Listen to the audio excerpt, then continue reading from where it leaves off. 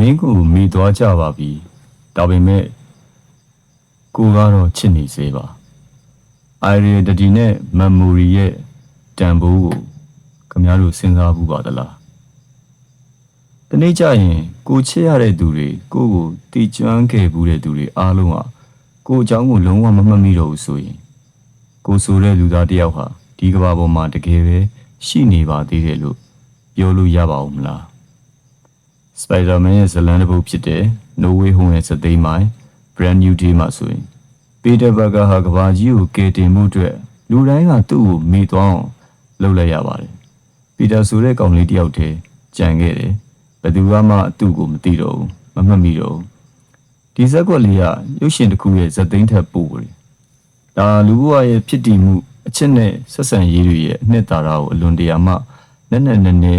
ထိုးဖောက်ပြသွားတဲ့တသနိကဗေဒဆန်ဆန်အချက်ပြမှုတစ်ခုဖြစ်ပါတယ်။ပထမဆုံးအချက်အနေနဲ့ identity လို့ခေါ်တဲ့ကိုယ်ပိုင်ဖြစ်တည်မှုအပေါ်တက်ရောက်မှုကိုကြည့်အောင်လူတစ်ယောက်ရဲ့ဖြစ်တည်မှုဟာဘာတွေကပုံဖော်ပြီးသလဲကိုဝတ်တဲ့ဝတ်စားလားကိုယ့်ရဲ့နာမည်လားဒါမှမဟုတ်ကိုယ့်ရဲ့ကိုယ်ပိုင်ဇီဝကမ္မအချက်လက်တွေလားအဲ့ဒီထက်ပိုပါတယ်လူတစ်ယောက်ရဲ့ကိုယ်ပိုင်ဖြစ်တည်မှုဆိုတာအခြားသူတွေရဲ့မှတ်ဉာဏ်ထဲမှာကိုကဘယ်လိုနေရာယူထားလဲဆိုတဲ့အချက်တွေနဲ့အများကြီးသက်ဆိုင်ပါတယ်ပီတာဘကာဟာသူ့ကိုလူတိုင်းမေ့သွားအောင်လှုပ်လိုက်တယ်ဆိုတာဟာရုပ်ရှင်တွေကဇက်ကောင်အနေနဲ့တွက်ရင်တော့ကဘာကြီးကိုကယ်တင်လိုက်တာပဲ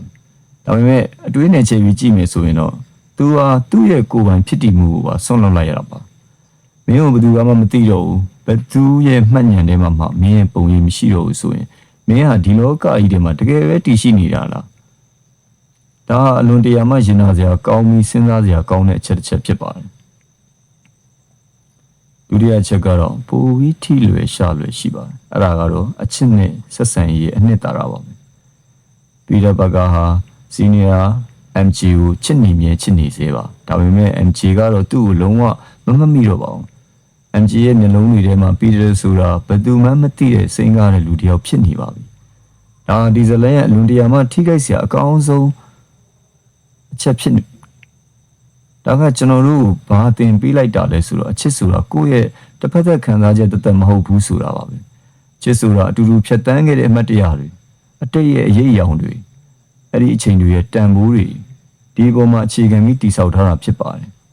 အမှတ်တရတွေမရှိတော့ဘူးဆိုရင်အချစ်ကဘယ်မှာဆက်ပြီးရှင်သန်တော့မှာလဲပီတာသူ့အချစ်ကိုဆက်ထိန်းထားနိုင်ပြီနဲ့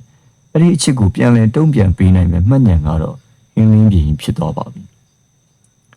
ညီကုန်းချုပ်အနေနဲ့ပြောရရင်ပီတာဘကာဇလန်ကကျွန်တော်တို့သိလိုက်ရတာကလူဘဝမှာအမှတ်တရတွေဆိုတာဘယ်လောက်တောင်တန်ဖိုးရှိလဲဆိုတာပါပဲကျွန်တော်တို့တယောက်နဲ့တယောက်ချိတ်ဆက်နေကြတာတယောက်ကိုတယောက်မှတ်မိနေကြတာချစ်ခင်နေကြတာတွေအားလုံးဟာအမှတ်တရတွေဆိုတဲ့ကြိုးမြင်လေးတွေချီနှောင်ထားလို့ဖြစ်ပါတယ်တနေ့နေ့မှာအဲ့ဒီမှတ်ဉာဏ်တွေအားလုံးပျောက်ကွယ်သွားခဲ့မယ်ဆိုရင်တောင်ကိုချစ်တဲ့သူတွေနဲ့ရှင်ထဲမှာကိုယ့်ရဲ့တန်ဖိုးတွေစัจကြံရစ်နေဖို့ဆိုတာဘယ်လောက်တောင်အရေးကြီးလိုက်မလဲဒီဇက်ကောလေးကပဲတင့်ကိုရောဘယ်လိုခံစားချက်တွေပေးခဲ့လဲကွန်မန့်မှာဝင်ရောက်ဆွေးနွေးကြပါဦးကြည့်ရှုသူအားလုံးကျေးဇူးတင်ပါတယ် like and sharing လုပ်ပေးဖို့လည်းမမေ့ပါနဲ့ကျေးဇူးတင်ပါတယ်